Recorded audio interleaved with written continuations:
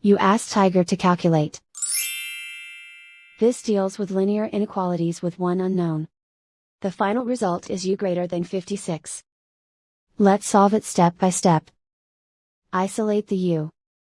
Multiply both sides by inverse fraction 7 over -2.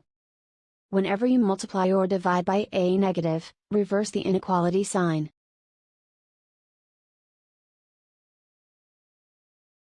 Move the negative sign from the denominator to the numerator.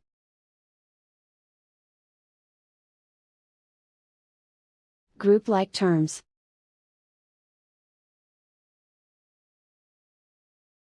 Multiply the coefficients.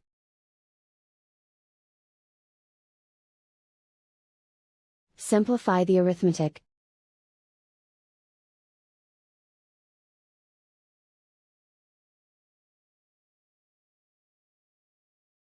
Move the negative sign from the denominator to the numerator.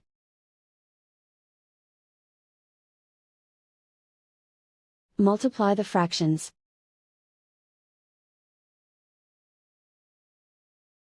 Simplify the arithmetic.